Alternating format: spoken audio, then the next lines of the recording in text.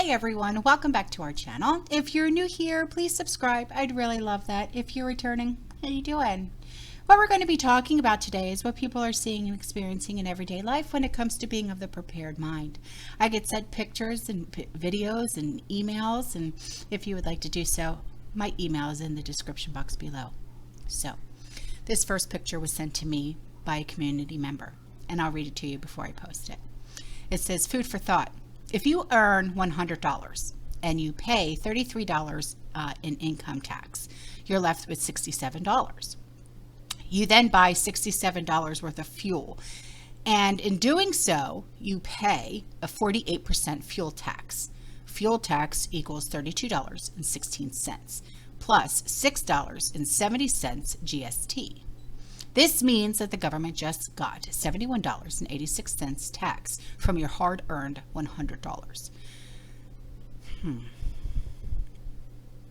Tax, tax, tax, tax, tax, tax, tax.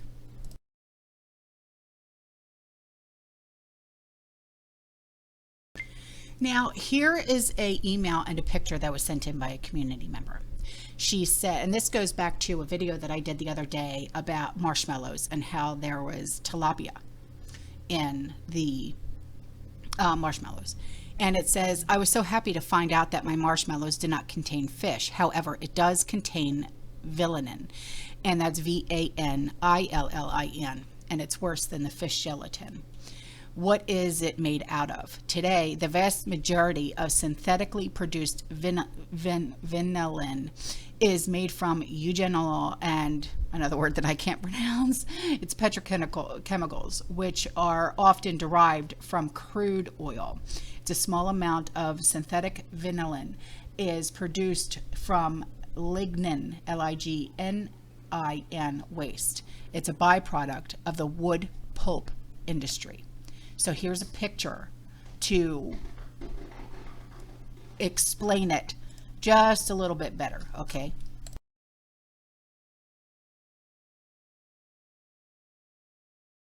And now for a commercial break.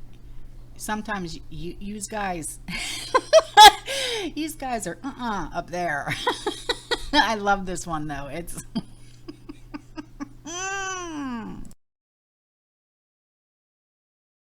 So here are some pictures that were sent in by a community member. And she said, I took Mama to the doctors and then to the cancer center for magnesium infusion. So my mom and grandson, Tony Angel, went to the donut shop. Yay. My coffee is lemon filled and is a special sign for our coffee lovers. Oh Lord. Then came home and manually walked it. AKA mowed the lawn. Oh no.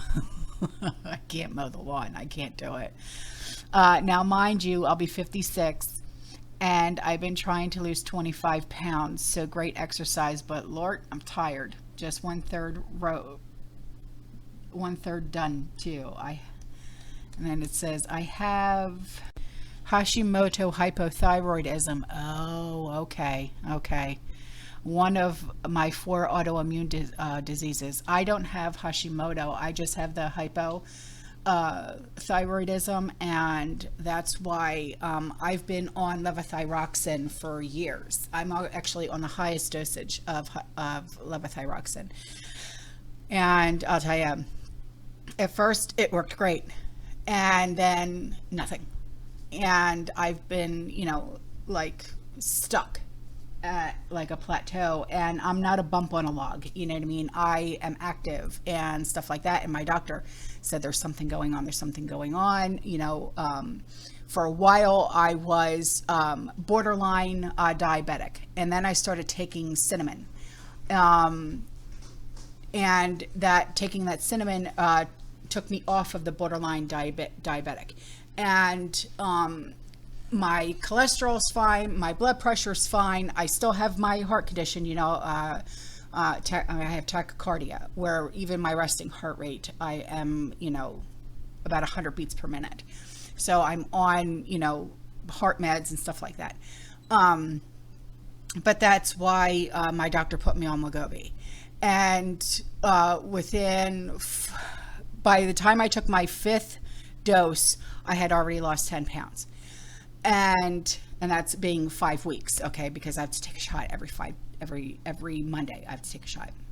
And so I'm very happy with the results.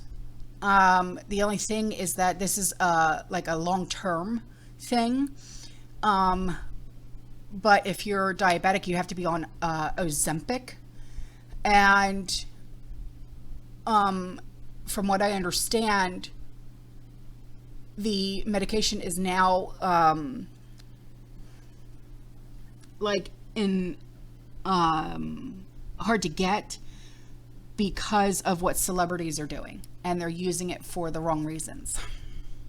Yeah. So they're using it to lose weight, whereas, like people like us who actually need it, for medical reasons, we can't get it, so she said, with stress, she's put on a few pounds. Believe me, I know, I get it, because there is such a thing as stress eating, and you're like, I used to do that sometimes, stress eating, the first thing I reach for is like chocolate or something, but now, since I've been on Wegovy, I have to remind myself to eat. And like, what was it, like 2 days ago, I literally didn't eat all day, and my husband, Sean, doesn't get home until like 9:15 at night, and we had like leftovers in the fridge, and I was just like, honey, just warm up the leftovers. And he's just like, oh, okay. He goes, did you eat? And I'm like, mm-mm. And he's like, well, why? And I said, because I'm not hungry. And he goes, you have to eat. He said, your blood sugar is going to tank. So he literally sat me down and watched me eat. And I'm like, I can't do it. And I mean, just like the smell of food was making me sick, because the Wegovy literally makes you feel so full. Even if you don't have anything to eat, it makes you feel so full that even the sight and the smell of food makes you sick. Yeah. So, if you wanted to get on, you have to, go to your doctor and stuff like that, and your BMI has to be like a certain like number or something like that. Because I'm so short, and you also have to have like what you have, you have the Hashimoto hypothyroidism, you have to have other factors as well. So maybe if you wanted to go to your doctor and ask to be put on the Wegovy. But I'm very happy with it, I will say that. And I don't have any of the side effects and stuff like that, except for I did have one side effect when I graduated up to the next milligram. I had some fatigue. But that was it. Yeah. So she said she finally got down to her size 10 and button. Be blessed. Oh my God. I haven't been a size 10 and I don't know how long. But you know what? I'm not worried about what size I am. I'm just worried about my health. You know what I mean? And not for nothing, but if I get like too thin, my bones stick out and I look sick. You know what I mean? And I don't want to look that way. I don't care what I look like in a swimsuit. I don't care. You know what I mean? That doesn't bother me. I'm 47. I'm not 17. I could care less, But anyway, enough of the rant. Here's the pictures.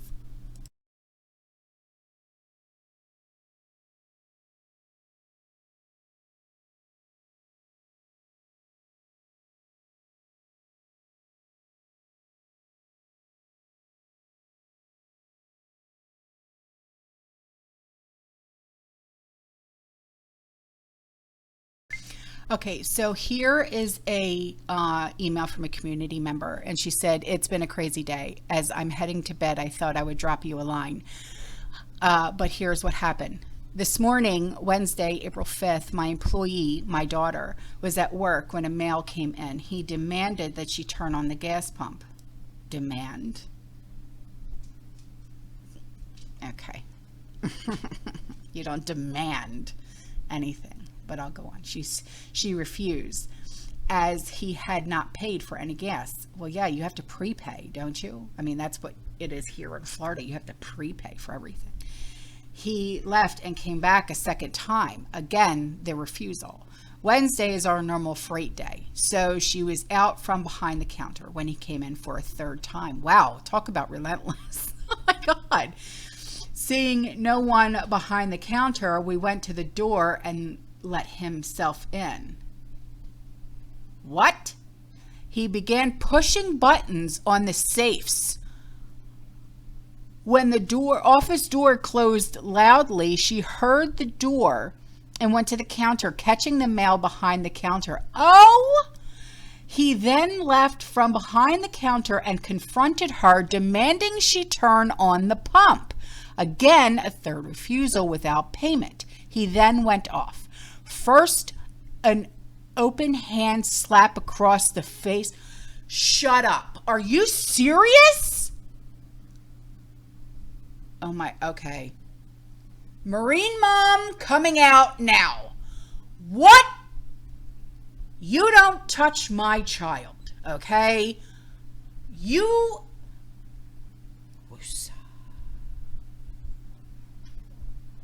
Mm-mm. Mm-mm.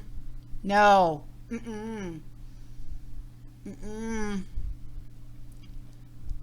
He knocked her upper body over the counter, followed about 20 seconds later with about a dozen fist blows to her head. Oh, girl. Oh, I have chills. No. Oh, please. Oh, I'm praying for her right now. I am praying for her right now. She tried protecting herself by bringing up her arms to cover her head. She wasn't working alone, so hollered for another employee. This stopped the throws from the mail, giving her the break she needed to get behind the counter and get her phone to call the sheriff's office. They arrived within a minute, which prevented the perp from leaving the scene. He was arrested on 2 felonies associated with attempting the access to the safe, as well as assault and battery. As for now, she is doing well. She has a concussion and the bruises are now showing up. I figured tomorrow morning she will feel every blow. But for now, she has refused to go to the ER. Oh no, she's got to go. She has to go. She has to go because she has to have this on report. She has to go. She has to. Tell her to go. Tell her I said please, please, please go. Everyone needs to pay attention to their surroundings and who is in it. Even having a second set of eyes does not stop things from happening, but I believe it stopped him from beating her more. As he stopped when she called out for the other employee, keep your eyes peeled, be aware of who and what is going on around you, never be alone, but most of all, stay calm. You can make sound decisions. Oh, sweetheart, I am praying for you and your daughter right now. Oh, honey, I am so sorry. I am so sorry this happened.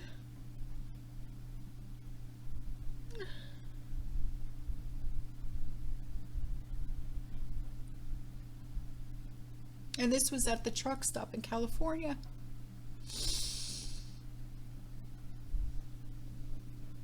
I am so sorry. Excuse me. I hope and pray to God that they literally throw the book at this sumbitch. Okay.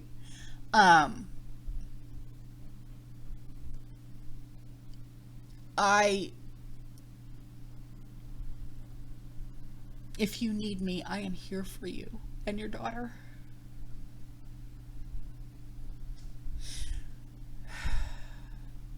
Jesus Christ. I'm so sorry. Whatever you need, I'm here. Okay. Okay. Moving on. I'm sorry. I had to compose myself. Here is a list this was sent to me by a community member. Here is a list of all of the products, in case you are interested, of the Anheuser-Busch that you know, because of what's going on with like Bud Light and all that stuff, you know, the woke crap.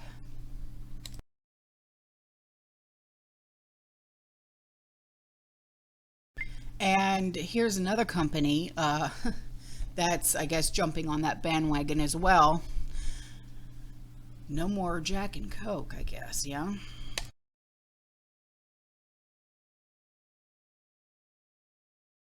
And before I go, here's a really great video to watch. You know how I am really big on having a prepper notebook. Well, here is a really great example of having a prepper notebook. Okay. This is one woman's way of showing you how she did her prepper notebook. All right. All right, guys, I'm out of here. I'll see you in the next one. You stay safe, you stay positive, you keep prepping. And as always, fear less. Ciao. This is my survival binder. I made everything I'd want to know if I didn't have access to the internet. The first few pages are personal to my family, so I can't show you that, but this is pretty much what everything I have. Pause to read it. Get whatever type of maps work for you. I did a US map. I did a local map for my state, cities in my state, the Oregon coast because I'm close to there, and I did a Canadian map because my family is from Canada and a lot of them are still there. This giant chunk is all about food. It's how to butcher animals, recipes from the Depression era, so little ingredients that you can learn to make stuff with, testing stuff in the wild if you can eat it, how to find stuff in the wild, solar ovens, different fire pits, different stoves you can build, gardening. So I don't have time to send everybody specific states, so look for this for you. It's really easy to find. Just type a calendar for your state for gardening and it'll come up on Google. Useful facts like how to fillet a fish, kitchen help, measurements, stages of labor in domestic animals. There's a bunch of charts like that you maybe could use one day. Archery, knots, all that fun stuff. And the other big section is the holistic section, how to do home remedies, stuff you can find from the wild to help with you when you're sick, guides to wild stuff that you can eat, mushrooms, all these types of guides that could help you, tinctures that you can make and what they help. The medical section, different symptoms, how to read vital signs, basic life support, just guides for stuff that you should learn, sutures, how to stop bleeding, gunshots, and it's all around 350 pages.